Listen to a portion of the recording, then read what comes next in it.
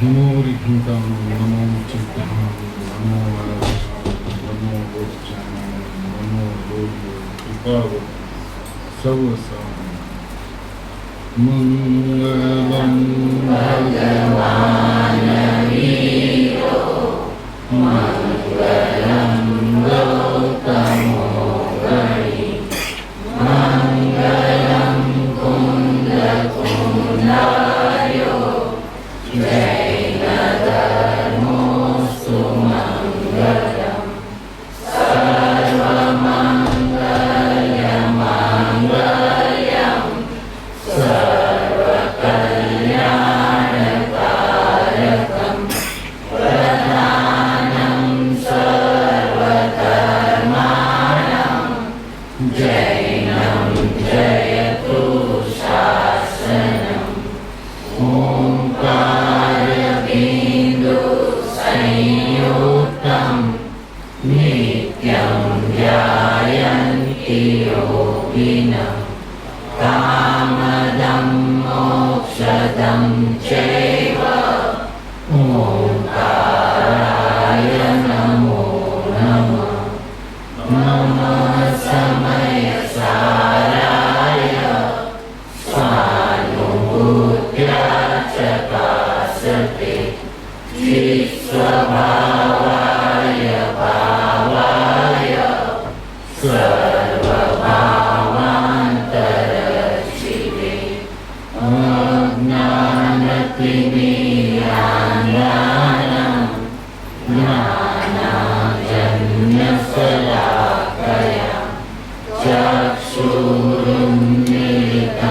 येन तस्मै श्रीगुरुवे नमः आत्माज्ञानं स्वयं ज्ञानं ज्ञानानन्यः करोति विं परभावस्य कर्तात्मा मोहोऽयं व्यवहारिणः मंगलमयमंगलकरणं वीतरागविज्ञानं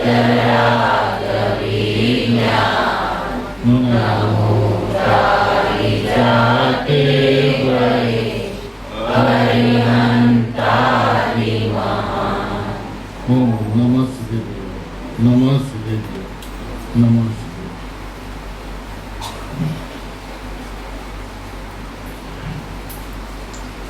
अनादिकाल से संसार में परिभ्रमण करते करते अनंत जन्म मरण करते करते अनंत बार जिनेंद्र भगवान ने कहा ऐसा द्रव्यलिंग धारण करके अनंत बार जीव नौवीं ग्रह पे गया, लेकिन एक शुद्धात्मा मात्र वस्तु मैं हूँ ऐसा श्रद्धान ऐसा ज्ञान आज तक नहीं किया, जिसके फलस्वरूप आज हम सबको इस धरित क्षेत्र में मनुष्य पर्याय में सबको जन्म लिया है। इस परिभ्रमण की कथा बहुत लंबी है, लेकिन आज के जन्म की सुंदरता यह है कि जहाँ संधि पंचेंद्रिय होना मिलने के पश्चात जैन दर्शन मिला, महावीर परमात्मा का शासन मिला, और महावीर परमात्मा का शासन मिलने के पश्चात मैं महावीर हूँ ऐसा समझाने वाले गुरुदेव मिले। आज गुरुदेव ना होते तो सब कोई शरीर को ही अपना मानता, कर्म के उदय भाव को जीव का उदय भाव समझता, अनादि की जो परिपाटी है वो कायम रहती है। लेकिन एक युग पुरुष, एक अध्यात्म क्रांति का सृष्टा, अध्यात्म क्रांति का दृष्टा ऐसे पूज्य गुरुदेव श्री मिले, जिन्होंने हमारे आपके और लाखों जीवों के वर्तमान में और करोड़ों जीवों का भविष्य निहाल कर दिया, जिन्होंने 6 पदार्थों की 6 द्रव्यों की व्यवस्था बतलाकर जीव पदार्थ की मर्यादा में लाकर जीव पदार्थ के 2 स्वभाव को बतलाकर 2 स्वभाव में से एक स्वभाव का अहम की विधि बतलाकर जो उपकार किया है, इस उपकार की गुण गाथा हम कभी भी नहीं कर सकते। हमारा और आपका सामर्थ्य ही नहीं है कि हम गुरुदेव की गुण गाथा गा सकें। जो कार्य अनंत काल में समझ में नहीं आया, ऐसा नहीं है कि अनंत काल में तीर्थंकर परमात्मा मिला तो उनकी वाणी सुनने के बाद में भगवान क्या कहते हैं वो समझ में ही नहीं आया। समझ में तो आया, सम के अंदर में, धारणा के अंदर में बात बैठी, लेकिन प्रमाण की मर्यादा में नहीं आया। और प्रमाण की मर्यादा में आ भी गया तो वहां से नई को नहीं निकाला, और नई को नहीं निकालने की वजह से निश्चय नई के पक्ष में नहीं आया। तो प्रमाण के अंदर में तो जीव अनंत बार आया, सभी परिस्थितियों को पसार करते हुए 2 पदार्थ की भिन्नता न्याय से, लॉजिक से, तर्क से समझते हुए प्रमाण में आया, लेकिन प्रमाण में से नहीं निकाला। द्रव्य पर्याय स्वरूप आत्मा की बात करता रहा, लेकिन इसमें जो अध्यात्म है, निश्चय जो है, वो जो विधान जो था, वो विधान जीवन के अंदर में नहीं अपना। आज एक क्षण है, आज वह समय है कि जब सभी भव्य जीव, आत्मार्थी जीव प्रमाण की मर्यादा में आकर प्रमाण में न अटके, प्रमाण में न रुके, प्रमाण की मर्यादा में भी आना है और प्रमाण में रुकना भी नहीं है। ऐसी अमूल्य बात पूज्य गुरुदेव श्री से एवं पूज्य भाई श्री से हमें सभी को मिली है। तो आज हमारा एक कर्तव्य बन गया, और एक कर्तव्य सबका अपना अपना कर्तव्य है। शासन के प्रति किसी का कुछ भी कर्तव्य नहीं है। यदि वक्तागण यदि ये समझते हो कि आज शासन की जिम्मेदारी उसके ऊपर है, तो भ्रांति में है, भ्रमणा में है।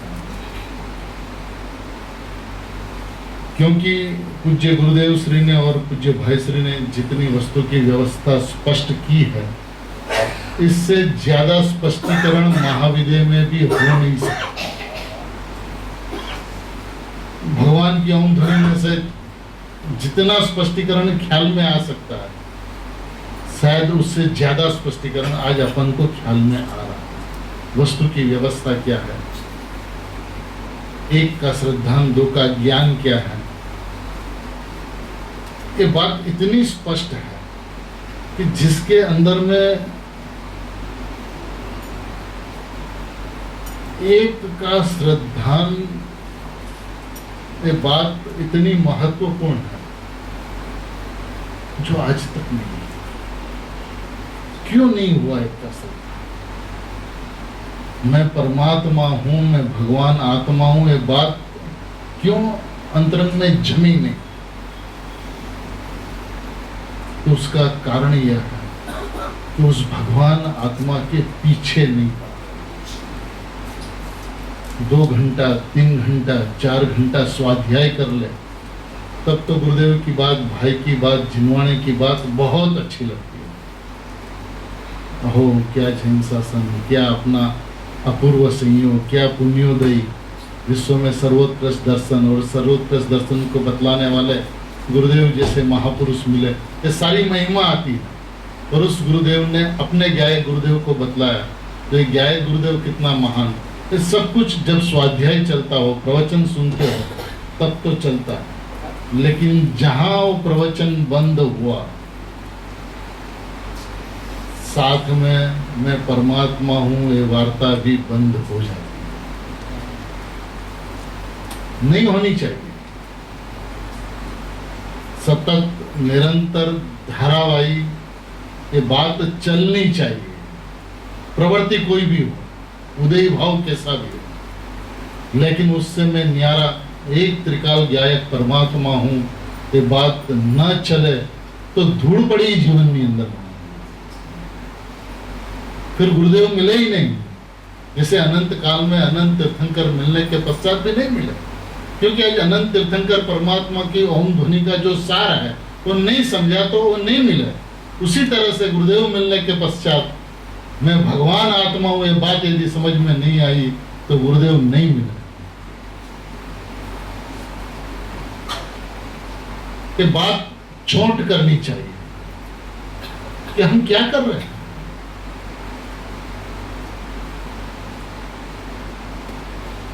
विकल्पों की हार माला के अंदर में, उस जंजाल के अंदर में फंस रहे हैं। लेकिन एक जीव मात्र वस्तु, एक ज्ञान मात्र जीव वस्तु, आज का कलश पूज्य गुरुदेव से, एक ज्ञान मात्र जीव वस्तु वहां पे नहीं आया। क्यों नहीं आया? पूज्य बेनना शब्दों अंदर में एक नायक नी पाछड़ पड़तो, पीछे पड़ना चाहिए। पैसा कमाने के लिए धंधा के पीछे पड़ता कि नहीं पड़ता? कितना घंटा? 10 से 8 तो ऑफिस में, और 8 से 10 सपने के अंदर में भी वही चलते रहता। क्यों? कि उसको उसकी जरूरत लगी तो उसके पीछे पड़ा रहता है। ऐसे अपने भगवान आत्मा की जरूरत लगे, प्यास लगे कि हमें एक भगवान आत्मा के अलावा कुछ नहीं चाहिए,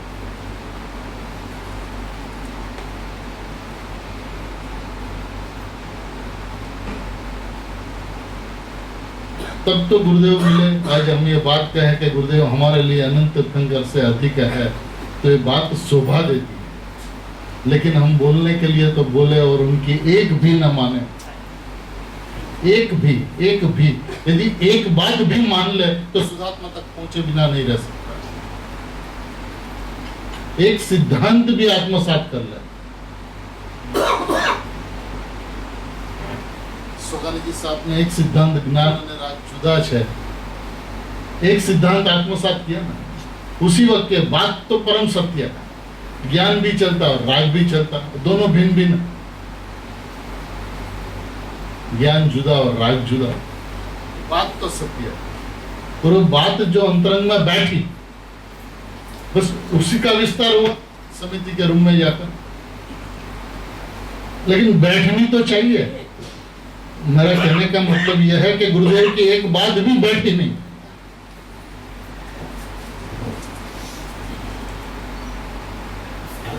यदि बैठी होती तो चलती रहती।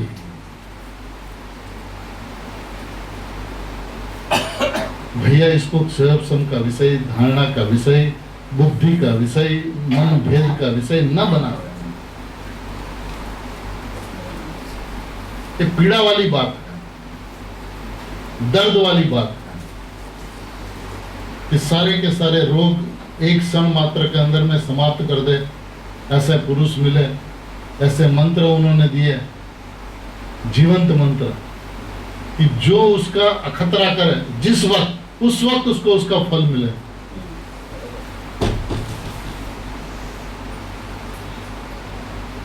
और उसके लिए प्रयत्न ही नहीं करे।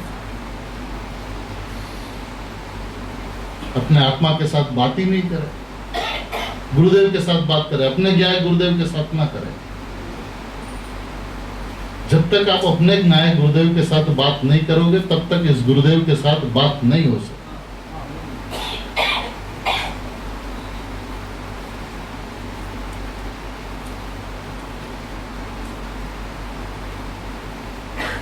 आज हुए गुरुदेव की जो महिमा गा रहे हैं ना, संसार सागर के अंदर कितनी महिमा गा रहे हैं। ये महिमा सही माने में महिमा हो।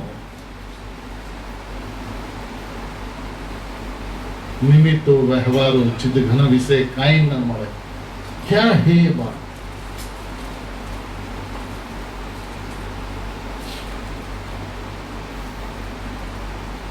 वस्तु व्यवस्था जैसी है वैसा ज्ञान करता जाए और एक का श्रद्धान करता जाए, लेकिन भेद में खड़ा न रहे। प्रीति अभेद ज्ञान हो, वस्तु व्यवस्था का ज्ञान होना ही चाहिए। यदि वस्तु व्यवस्था का ज्ञान नहीं होगा तो एक का श्रद्धान कैसे करेगा? और जब वस्तु व्यवस्था का ज्ञान होगा तो जैसे श्रद्धा एकांत होगी, ज्ञान के अंदर में भी एकांत ज्ञाय होगा, फिर सम्यक अनेकांत का जन्म होगा। श्रद्धा में एकांत और ज्ञान में अनेकांत चलता रहे, ऐसा नहीं होता अनुभव के। ज्ञान में भी एकांत और श्रद्धा में भी एकांत, ज्ञान में भी ज्ञायक और श्रद्धा में भी मैं ज्ञायक, ऐसा चलता अंतर। तब सम्यक अनेकांत का जन्म, द्रव्य पर्याय का ज्ञान, वस्तु का ज्ञान, आत्मा का ज्ञान होता।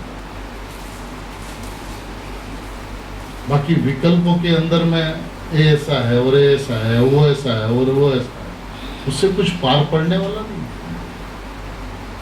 पर मेरा तो एक दृढ़ मानना है कि जिसको जिसको गुरुदेव और पूज्य भाई का परिचय है, उनकी वाणी सुनी है, उसको आत्मा के संदर्भ में, प्रमाण वस्तु तत्व के संदर्भ में कुछ गलतियां रह नहीं सकती,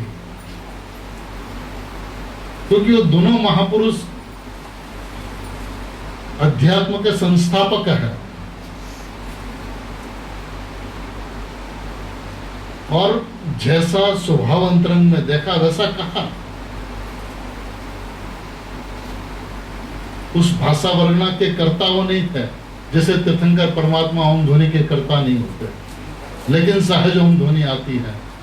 तो महापुरुषों ने सहज ओम ध्वनि के माध्यम से भगवान आत्मा का स्वरूप, सर्वांगी स्वरूप, प्रमाण स्वरूप, प्रमाण में से नहीं निकालना और नहीं में से निश्चय नहीं, शुद्धात्मा, परमात्मा, भगवान आत्मा सोमय, ऐसा जो अद्भुत विधान जो बतला, इसके ऊपर में आत्मार्थी जीव रुकना चाहिए।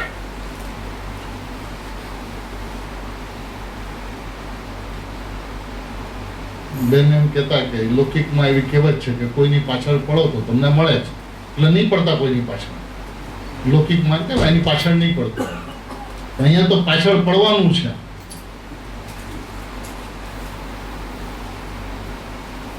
पीछे पड़े और न मिले ऐसा हो नहीं सकता।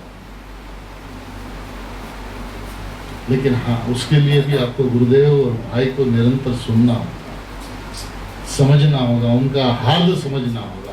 और हार्द समझ के प्रत्येक प्रवचन में से आज गुरुदेव के प्रवचन का हार्द क्या, ये भी बात कही, वो भी बात कही, वो भी बात कही, लेकिन उसका हार्द क्या, ले जाना कहाँ था। और ये बात यदि समझ में आ गई तो यहाँ पे ऐसा लिखा, लेकिन वहां पे वैसा भी तो लिखा है, ये प्रश्न उसे नहीं उठेगा। यहाँ पे जो बात कही गई वो क्यों कही गई, किस आधार पे कही गई, क्या बतलाने के लिए कही गई, ये बात यदि समझ में आ गई तो दूसरी जगह दूसरी अपेक्षा से यदि कोई बात की गई है तो उसके अंदर में उसे कोई विरोध नहीं दिखता।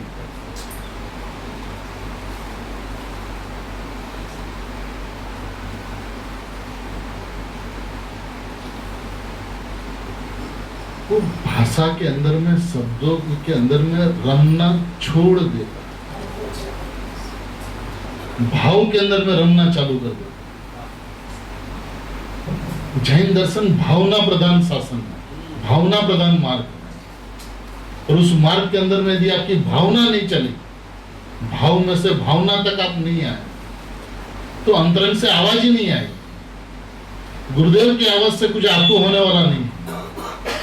आपको तो तब ही होगा जब आपको अंदर से अपना आवाज आवे, मैं परमात्मा, मैं परमात्मा, मैं परमात्मा। ये बात आपको स्वयं के अंदर से आवे, तब आपका काम बनने वाला है। देखिए, जीव सब भव्य, इस बारे में कोई संदेह नहीं है, उसकी अपन अभी चर्चा नहीं कर रहे हैं। ऐसा नहीं होता तो दो तीर्थंकर पुरुष का समकालीन इस युग में पदार्पण नहीं होता।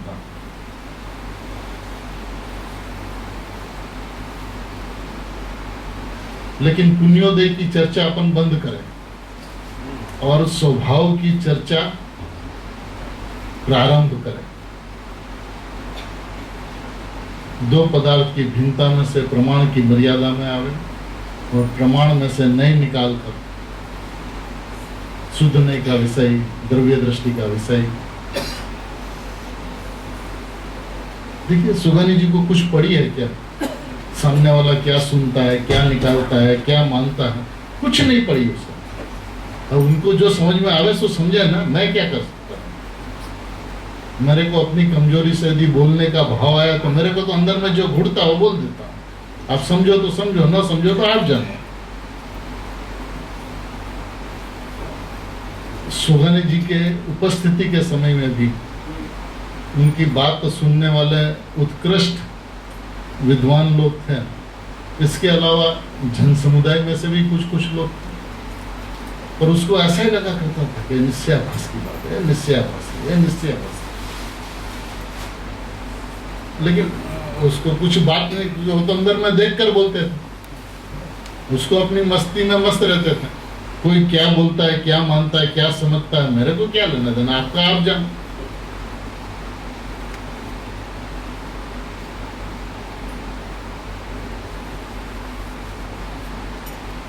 ऐसे पूज्य सुगानी जी साहब क्या कहते हैं?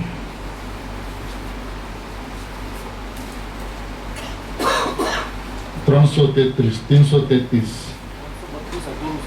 अधूर છે।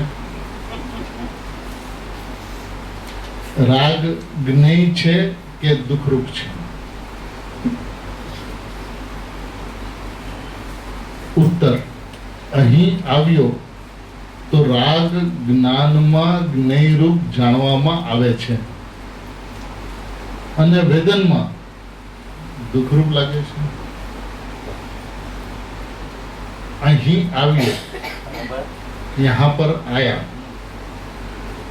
जो यहाँ पर आया उसको राग ज्ञान में ज्ञेय रूप लगता है कि राग ज्ञान का ज्ञेय। और जब तक राग के ऊपर दृष्टि है तो दुख रूप लगता है। ज्ञेय के अंदर में सुख दुख नहीं होता, स्वभाव पे आया, नायक पे आया तो विश्व सारा ज्ञान का ज्ञेय है, राग भी ज्ञान का ज्ञेय है। तो ज्ञेय सुख दुख का कारण नहीं हो सकता, लेकिन उसके ऊपर में दृष्टि वो दुख का कारण। तीर्थंकर परमात्मा को, केवली परमात्मा को लोकालोक ज्ञान में ज्ञेय है, अनंत पदार्थ।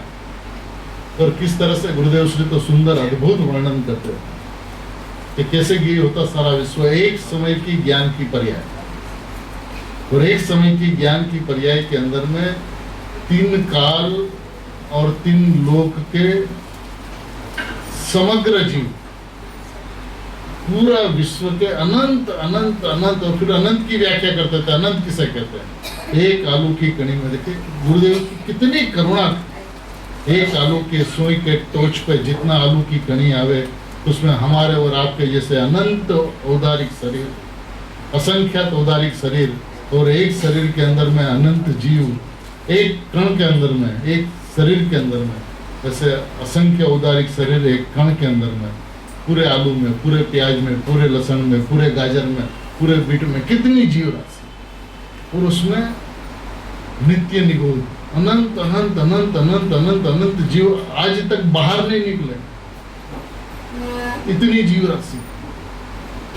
फिर वहां से निकल के एक इंद्रिय हो, एक इंद्रिय से 2 इंद्रिय हो, 3 इंद्रिय, 4 इंद्रिय, 5 इंद्रिय, 5 इंद्रिय में संगनी, और फिर 4 गतियों का उनका परिभ्रमण, और उनका ये अनंत वर्तमान, अनंत जीवों का अनंत वर्तमान, अनंत जीवों का अनंत अनंत अनंत अनंत भूतकाल, और अनंत अनंत भूतकाल से अनंत अनंत गुणा भावी काल, और सारा का सारा वर्तमान वर्त एक समय की ज्ञान की पर्याय के अंदर में जानने में आ जाए, उनके लक्ष्य बिना, उनकी दृष्टि बिना, उनका उपयोग रहे स्वभाव में मग्न, और ज्ञान के अंदर में सारा लोकालोक ज्ञेय हो जाए। ऐसी एक समय की पर्याय की ताकत, ऐसी अनंती पर्यायों का दल, एक ज्ञान गुण और ऐसे अनंत गुणों का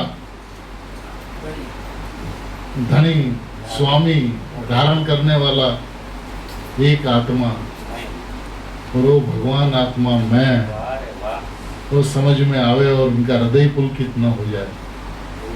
ये कभी दुख का कारण नहीं हो सकता। यहाँ पर आया तो राग गया ही रूप है, और उसके ऊपर दृष्टि गई तो वेदन में दुख रूप है।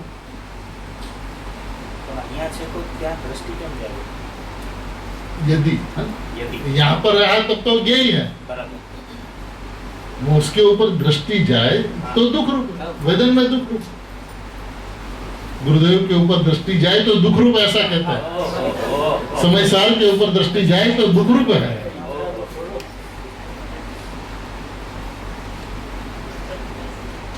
क्योंकि उसके सामने देखने से आनंद का अनुभव नहीं होता, और स्वभाव के सामने देखा तो आनंद ही आनंद, आनंद ही आनंद, आनंद ही आनंद। प्रतिभास रह जाए राग का, लक्ष्य छूट जाए, प्रतिभास नहीं मिटता। वो प्रतिभास दो का, लेकिन लक्ष्य एक का। सर पदार्थ के ऊपर से लक्ष्य हट गया, स्वभाव में लक्ष्य यहाँ पे आ गया लक्ष्य।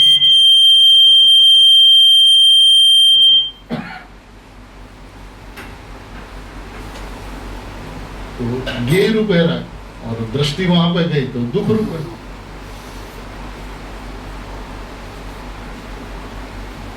और सही में देखा जाए तो राग ज्ञान, तो प्रश्न है, प्रश्न का उत्तर है, लेकिन सही में देखा जाए तो राग भी मेरा ज्ञेय का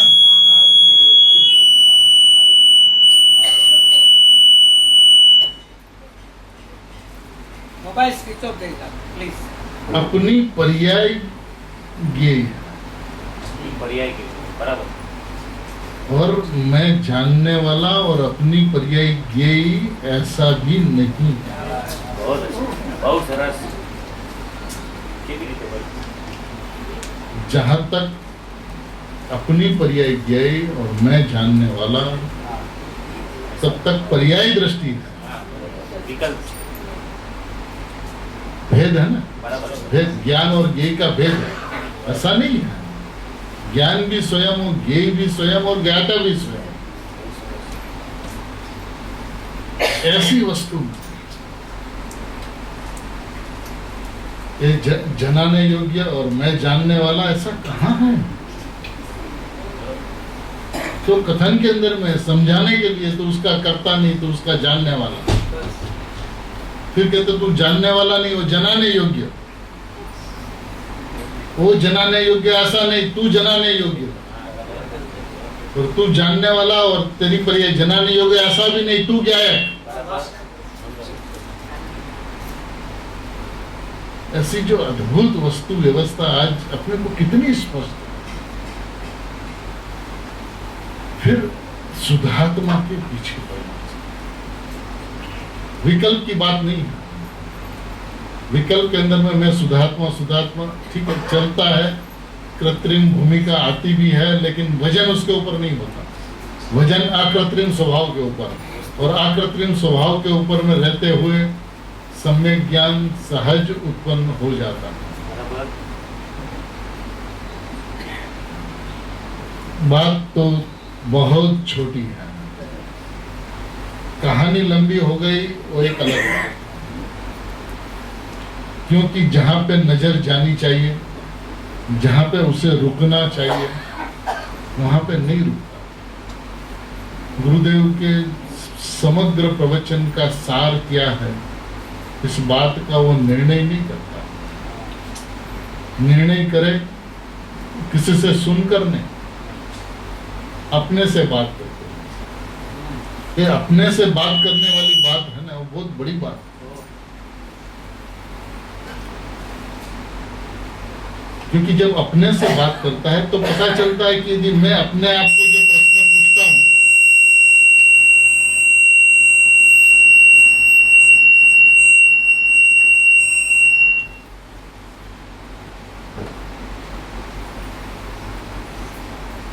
क्योंकि वो यदि अपने आप को प्रश्न पूछे और अपने आप में से उत्तर न मिले, ऐसा हो नहीं सकता।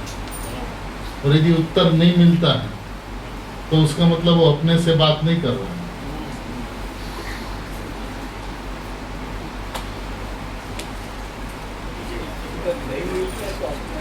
बात नहीं कर क्योंकि वो तो जवाब देता हुआ बैठा है। बहुत अच्छे, बहुत अच्छे। जो जवाब देता हुआ बैठा है वो जवाब क्यों नहीं दे? बराबर। लेकिन आप पहले अपने से बात तो करो, ये प्रयोग चालू तो करो, ये प्रयास चालू तो करो। वहाँ तक तो आओ। बहुत अच्छा। क्योंकि ये जैन दर्शन एक प्रयोग का मार्ग है, और प्रयोग के बिना कुछ पता नहीं चलता। आप थियोरेटिकल कितना भी नॉलेज ले लो, जब तक लेबोरेटरी में जाकर एक्सपेरिमेंट नहीं करते तब तक उस नॉलेज की क्या कीमत है? बराबर। जीरो। जीरो। सुन लिया गुरुदेव से कि आप भगवान आत्मा हो, सुन लिया, फिर क्या? अंदर में जाके देखो तो सही, मैं भगवान आत्मा हूं कि नहीं, और हूं तो कैसा हूं।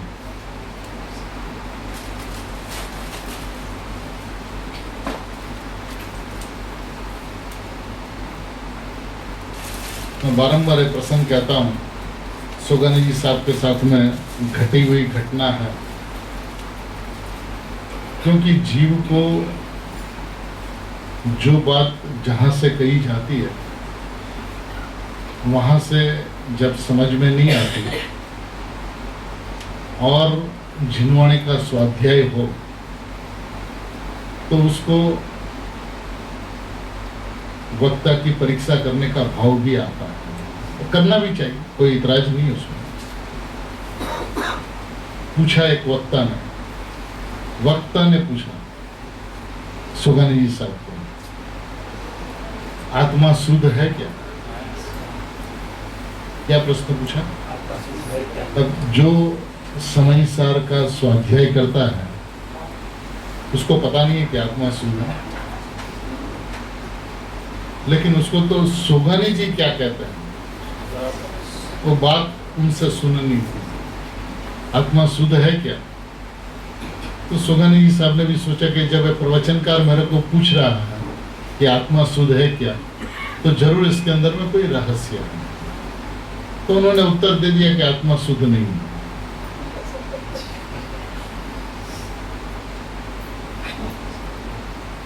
तो फिर पूछने वाले ने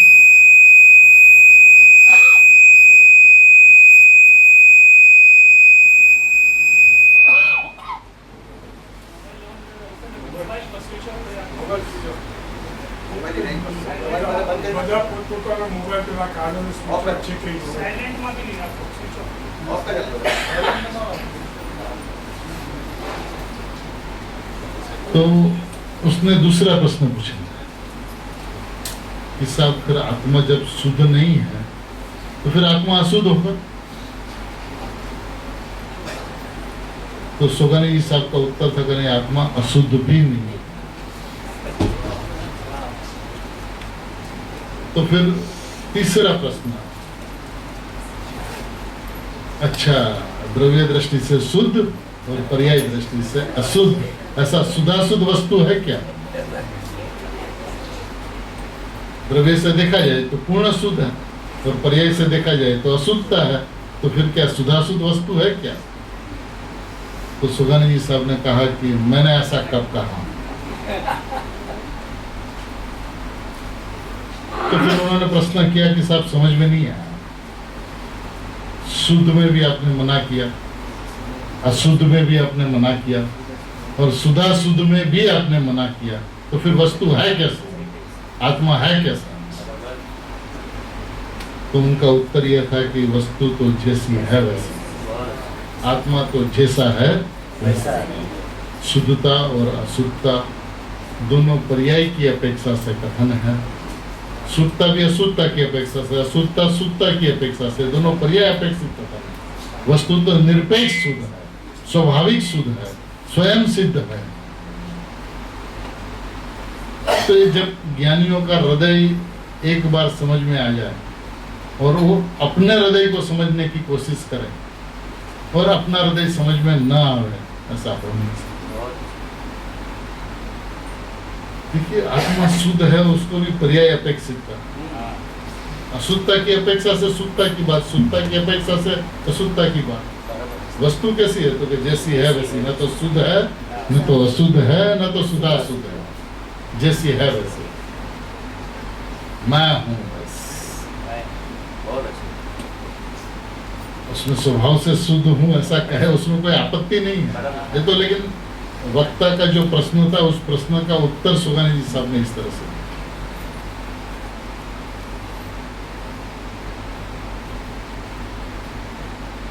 332 333 રાગ પણ તે સમય પૂરતું સત છે, તેને ખસેડવા જઈશ તો તું સ્વયં જ ખસી જઈશ.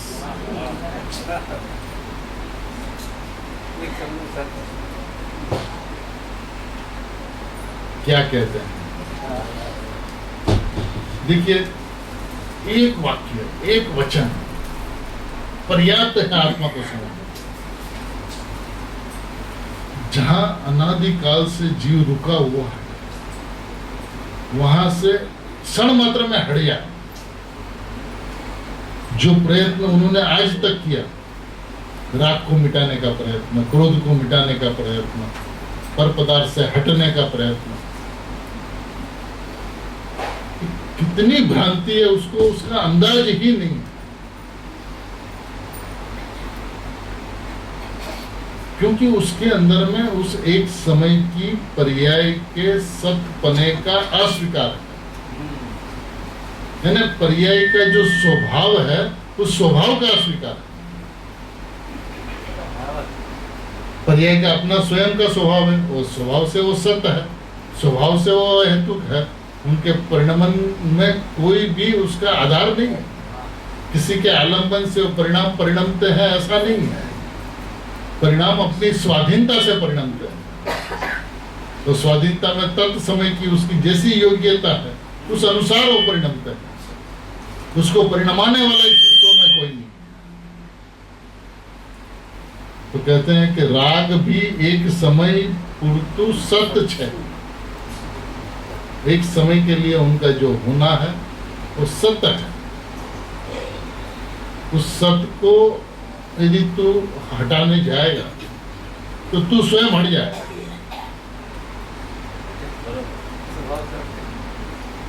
हटा नहीं सकता ना, हटा नहीं सकता तो फिर कैसे हटाएगा? जो है उसको हटा नहीं सकता, जो नहीं है उसको ला नहीं सकता।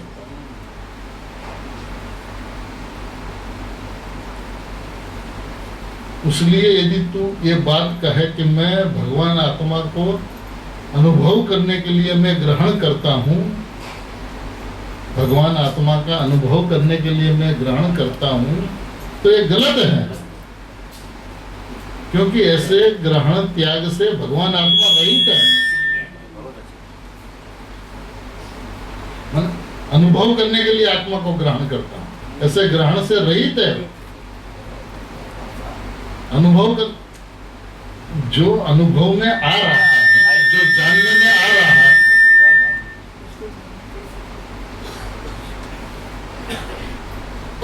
एक एक सिद्धांत इतने स्पष्ट है, तो बस एक बात को पकड़ के वो बैठ जाए।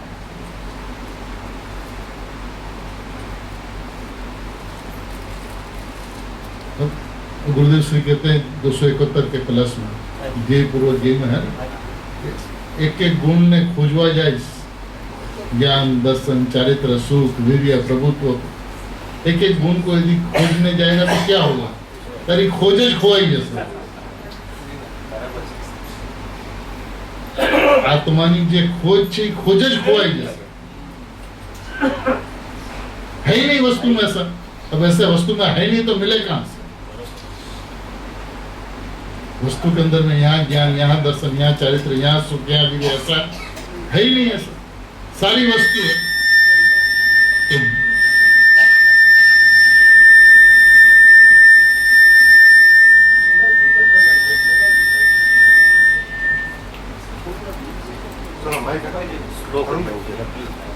श्लोक क्या?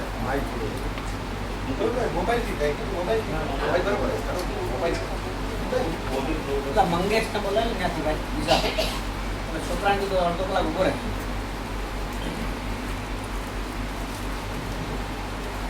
રાગ પણ તે સમય પૂરતું સત છે, તેને ખસેડવા જઈશ તો તું સ્વયં જ ખસી જઈશ. તેને રાગને તેનામાં જ રહેવા દે.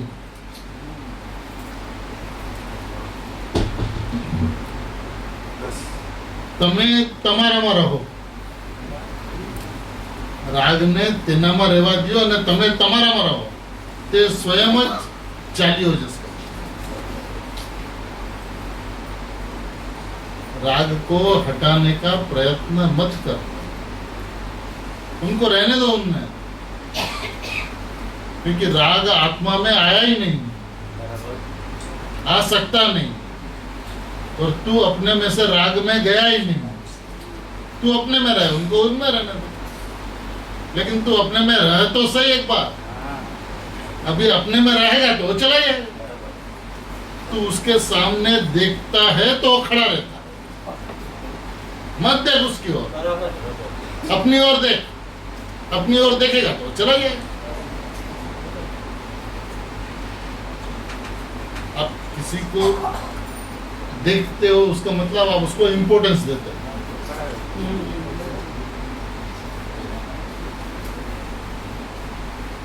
अब राग के सामने ताकते रहते हो, राग को ठीक करना, राग को हटाना, राग को कम करना, राग को मिटाकर वितरागता प्रकट करना, यही सारी प्रयत्न है ना. तो उसके सामने क्या राग ही राग सामने रहता है.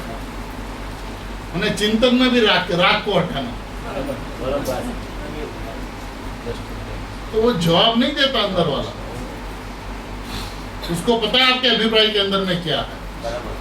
आपके अभिप्राय के अंदर में ऐसा है कि राग को मिटाने से वितरागता का जन्म होता है. आपका अभिप्राय ऐसा है, ऐसा अंदर वाला जानता है, उसलिए आपकी ओर नहीं देखता.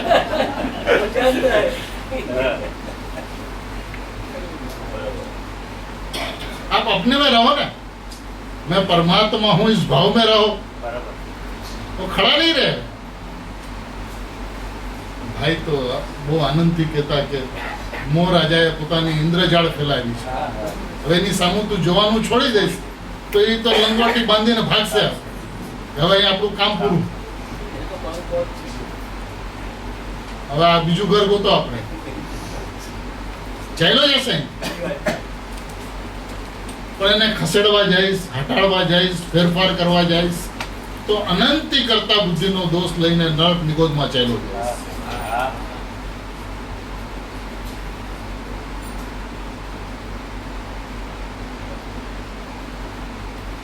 क्योंकि जीव सिर्फ अशुभ भाव से, पाप भाव से नरक निगोद में जाता है ऐसा नहीं. वो तो एक तो होता ही है, लेकिन मिथ्यात्व जो ये परिग्रह, ये दोष कितना बड़ा है कि ठीक है आज यदि आपका शुभ भाव है, स्वाध्याय है, गुरुदेव की वाणी सुनना, शुभ भाव से जाएगा यहाँ से स्वर्ग. फिर 5 इंद्रिय के विषय के अंदर में लपसेगा. फिर रास्ता तो वही है. हाँ? तो आज देखिए हम जिस जगह पर, जिस धरा पर आकर खड़े हैं, उस धरा पे भगवान आत्मा की बात कितनी स्पष्ट है, इतनी स्पष्ट है कि हमें और आपको कोई मेहनत नहीं करती.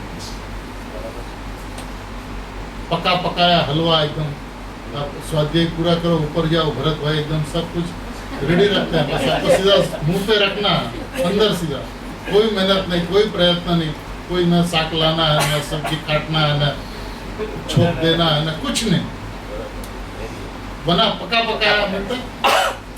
आज गुरुदेव ने, भाई ने, अमृतचंद्र आचार्य देव ने, कुनकुन आचार्य देव ने, झिमवाणी ने हमारे लिए पका पकाया हलवा रखा. उसमें सुहानी जी जैसे पुरुष मिल गए तो उसने तो गुरुदेव का 45 वर्षों का अनंत पंच परमेष्टियों का जीवन का निचोड़ कि किस विधि से जीव स्वभाव के अंदर में घुस जा सकता, उसका विधान क्या, उसकी विधि क्या. फिर बाहर में आकर ज्ञान की बात करें, उपयोग की बात करें, उपयोग में उपयोग की बात करें, बराबर है ना? बराबर है। लेकिन एक बार मैं शुद्धात्मा हूं, भगवान आत्मा हूं, परमात्मा हूं, ये बात जोर शोर से डंके की चोट पे एक बार तो कहा, एक बार तो अपने साथ में जाकर बात करने का प्रयत्न कर। तूने देखता ही नहीं, अंधा होके घूमता फिरता। आज क्यों बताओ ना आप मेरे को गुरुदेव की इतनी बात जो जब भाई ने ज्ञान पर ने जाणતું જ નથી, व्यवहार છે झूठा लाल છે, वो ऐसा जब कहा तो फिर तब ये पद्धति नहीं थी गुरुदेव के प्रवचनों का रिकॉर्डिंग में से अक्सर समय सार सिद्धि जैसा ग्रंथों का प्रकाशन, ये सब प्रणाली का नहीं थी। लोग कैसेट सुनते थे, बात पकड़ में नहीं आती थी, गुरुदेव को सुनते थे, अपना जो पक्ष था वो बात सुनकर निकल जाते थे। भाई ने उसमें से गुरुदेव के हृदय को पकड़ा, और पकड़ा नहीं, पकड़ के ग्रहण किया। ग्रहण किया इतना नहीं, ग्रहण करके खोला, प्रसिद्ध किया हम सभी के लिए। बराबर। और जब भाई के सामने इस संदर्भ में जब प्रश्न आते थे तो विरोध हुआ हो, लेकिन वो बोला विरोध થાય છે ને બહુ સારું છે, ખુલાસો વધારે થશે, સ્પષ્ટીકરણ લોકોને વધારે થશે, આવા જો જેટલા પ્રશ્નો હોય એટલા આવા જો। बराबर है। अब जब समय सार सिद्धि मिल गई, गुरुदेव भी यही कहते हैं। गुरुदेव પણ આ જ કહે છે, बराबर है। પ્રવચનમાં એ આવા છે, દ્રવ્ય જ જણાય છે, બધાને દ્રવ્ય જણાય છે, અજ્ઞાનીને પણ દ્રવ્ય જ જણાય છે। अब ये बात जब खुल के सामने बोल्ड अक्षरों में लिख कर आ गई, अरे भाई गुरुदेव एक ज्ञानी हो, भाई बीजा ज्ञानी हो, अनंत ज्ञानीओनो एक अभिप्राय હોય છે, एक अज्ञानी ना अनंत अभिप्राय હોય છે। अज्ञानी एक और उनके अभिप्राय अनंत, अनंत ज्ञानी और उनका अभिप्राय एक। बहुत अच्छा। आज वस्तु की व्यवस्था इतनी स्पष्ट, इतनी सुंदर, इतनी मतलब कहीं पे हमें और आपको कोई कष्ट ही नहीं करना पड़ा। बराबर। और बोझा सर पे मत रखें कि अपने को शासन के लिए कुछ करना है। शासन स्वयं से सुरक्षित है, और 18,500 वर्ष तक उसको सुरक्षित रखने वाले पुरुष बैठे हैं। उनकी शरीर का नहीं रहना, लेकिन अक्सर देह का रहना, ऐसा अमृत लेके आया है कि 18,500 वर्ष तक उनको कोई हिला नहीं सकता। बहुत अच्छा। अमरत्व देने वाले जगत को, स्वयं उनकी वाणी को भी अमरत्व देके गए। बहुत अच्छा। आज गुरुदेव जैसा पुरुष इस युग में कहां से हो? देखिए, आचार्य भगवंतों के शास्त्र है, लेकिन उनकी वाणी हमारे पास नहीं है। बराबर। दूसरे की वाणी है, लेकिन गुरुदेव जैसी किसी की वाणी नहीं। एक बात सुने तो पूरा रस तरबोड़ हो जाए, एक प्रवचन सुने। और ये कहते हैं कि રાગ પણ તે સમય પૂરતું સત છે, તેને ખસેડવા જઈશ તો તું સ્વયં જ ખસી જઈશ। તેને એટલે રાગને તેનામાં જ રહેવા દ્યો, તમે તમારામાં રહો, તે स्वयं જ ચાલ્યો જશે। तू अपने में, तू उनकी परवाह मत कर, क्योंकि राग तेरी वस्तु नहीं है, राग तेरा नहीं है, राग तेरे में से आया नहीं है, राग तेरे में जाता नहीं है। अब जो तेरे में से आया नहीं, तेरे में जाएगा नहीं, तेरा है नहीं, तेरा कोई गुण नहीं है राग नाम का, तो तू उनकी परवाह क्यों करता है? एक बात। दूसरी बात, यदि अज्ञानवश परिणाम के अंदर में राग पाया भी गया तो ये चारित्र गुण की पर्याय है, और तू उनको सामने देखना बंद करके ज्ञान श्रद्धा के माध्यम से, मैं तो जाननहार, मैं तो परमात्मा, ऐसा ज्ञान श्रद्धा करते हुए उसके सामने मत चला गया, क्योंकि वो तेरी चीज नहीं, तेरे में से नहीं आई, तेरे साथ रहेगी नहीं, वो रहने वाली नहीं। यदि तू अपने में रहा तो शर्त यह है, तू उसको भगाना चाहेगा तो दृढ़ होकर आएगा। तू अपने में दृढ़ होकर रहा, वो एक क्षण भी खड़े नहीं रहे। बराबर। ये विधान है उनका।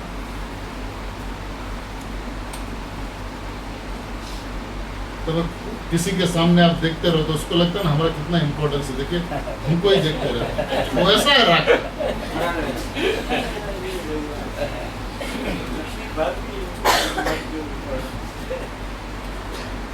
तो जानता है कि ये तो मेरे को हटाने का प्रयत्न करेगा, आप जितना हटाने का प्रयत्न करेगा वो स्वयं राग है, वही राग। हटाने का प्रयत्न वही राग है। वही राग है। बराबर। तो राग को हटाने के लिए वो राग कर रहा है, हाँ बराबर। तो जो जिसको कर रहा है उसको हटाएगा कैसे? बराबर।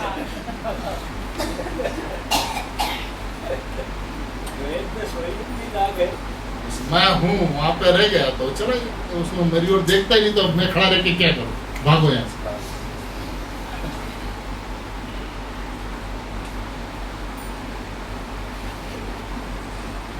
अभी पूज्य गुरुदेव श्री के संदर्भ में रोजाना हम आप सब कोई कितनी गुण गाथा गुरुदेव श्री की गाते हैं, क्योंकि हमारे और आपके जीवन में गुरुदेव की जो महिमा है, गुरुदेव की जो देन है, वो इतनी अद्भुत है, इतनी अलौकिक है कि उनके गुणों का अनुवाद किए बिना हम जी नहीं सकते।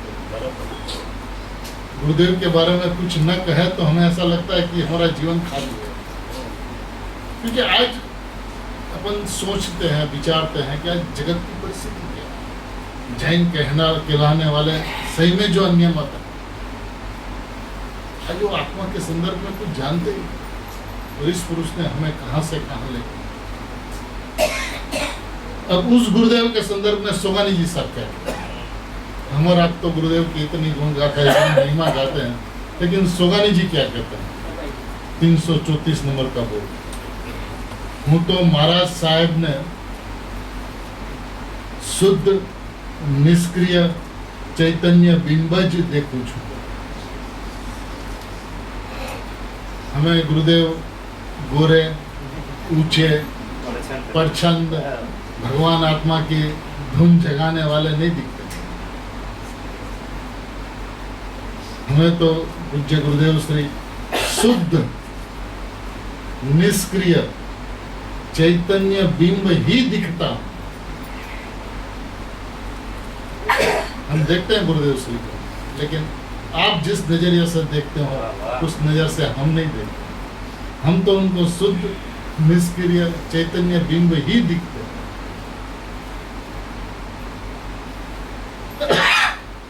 जो भी विकल्प वाणी शरीर की क्रियाएं हो रही है, उसे मैं महाराज साहब नहीं मानता।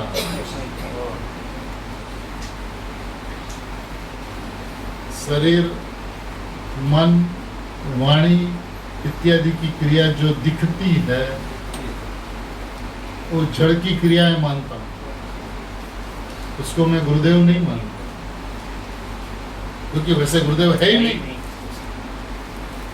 तो गुरुदेव तो शुद्ध निष्क्रिय चैतन्य बिंब है। अब सोगानी जी साहब को अपने गुरु, जिनके उपदेश से ज्ञान और राग को भिन्न भिन्न देखा, जाना, जिस उपदेश के माध्यम से आत्मा की प्रचुर अनुभूति की, जिस उपदेश के माध्यम से बारंबार बारंबार जिस संदर्भ में गुरुदेव श्री ऐसा कहा करते थे, क्या सोगानी जी आ काल में एवा पाएगा कि दिवस में 8-10 वखत अनुभव थी जतो होय तो नवाई।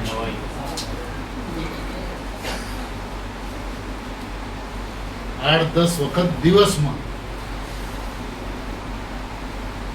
એવું કહ્યું કે જો થોડો સમય જીવી ગયા હોત તો ભાવલિંગી સંતના સદા દર્શન થાય। ऐसे पुरुष, ऐसे गुरुदेव को ऐसा कहते हैं कि मैं आपको शुद्ध निष्क्रिय चैतन्य बिंब ही देखता हूँ। ये उपदेश आपका नहीं दिखता है तो जड़ का उपदेश, ये शरीर आपका नहीं दिखता है तो जड़ है स्वयं। ये क्रियाएं हमें आपकी नहीं दिखती, मैं उसको गुरुदेव मानता ही नहीं। यदि सोगानी जी गुरुदेव को जैसा मानते हैं वैसा हम अपने आप को माने, ऐसा हम अपने आप को माने और हमें बाकी सब भी वैसे ही दिखे, तब तो सुहानी जी बन सकते हैं। अपने गुरुदेव को देखें तो सच्चे गुरुदेव समझ में आएंगे। आज तक सच्चे गुरुदेव समझ में ही नहीं आए। गायक गुरुदेव दिखे नहीं तो गायक गुरुदेव दिखते नहीं। जो गायक गुरुदेव को देखे तो उसको गायक गुरुदेव दिखे। भगवान आत्मा देखे उसको भगवान आत्मा दिखे। जो अपनी पर्याय को देखता है उनको जगत की पर्याय दिखती है। भगवान देखते हैं। जो अपने भगवान आत्मा को दिखते हैं उसको सब भगवान आत्मा दिखते हैं। स्पष्ट नियम थे। आपकी दृष्टि जैसी है वैसी आपकी सृष्टि रहेगी। बराबर। आपकी दृष्टि में शुद्धात्मा है, दृष्टि में सब कुछ शुद्धात्मा है। और आपकी दृष्टि के अंदर में पर्याय है, करना है, सम्यक ज्ञान करना, अनुभव करना, तो आपको सबकी पर्याय दिखेगी। बराबर। तो वो पर्याय दिखेगी तो ये पर्याय नहीं कहलाएगी, ये तो परदृष्टि है। जिस परदृष्टि के अंदर में अपने स्वभाव तक आने का कोई विधान नहीं, सीधा चैतन्य बिंब में घुस जाता, सीधा है, अरे वाह। स्ट्रेट। तो मैं परमात्मा मात्र वस्तु, जीव ज्ञान मात्र वस्तु, जीव निर्विकल्प मात्र वस्तु, वो मैं हूँ, ऐसा सीधा अपने स्वभाव के अंदर में देखो और सहज मात्र में अपना स्वभाव स्वसंवेदन में आ जाए, अनुभूति में आ जाए, सम्यक ज्ञान, सम्यक दर्शन, सम्यक चारित्र का जन्म हो जाए और फिर बाहर आवे तो भी सबके त्रिकाल स्वभाव ही दिखे। खुदा भगवान छे भगवान थाओ, भगवान छे भगवान थाओ, और कुछ आवे ही नहीं अंदर, पर्याय दिखे नहीं। और ये कह दे कि यदि क्यारे कोईने पण पर्याय दृष्टिथी જોઈ લીધા હોય तो हमें समाप्त कर दो। ऐसे अपन के गुरुदेव, ऐसे अपने पिता, ऐसे अपने संरक्षक, ऐसे अपने संस्थापक, ऐसे अपने सब कुछ सर्वस्व उस गुरुदेव को पाकर मैं शुद्ध निष्क्रिय चैतन्य बिंदु ही हूँ, ऐसी सबकी दृष्टि हो। सभी उसी स्वभाव के अंदर में जमते हुए, रमते हुए, आनंद का भोजन करते हुए सादी अनंत काल तक सिद्ध दशा में विराजमान रहे, इसी मंगल भावना के साथ।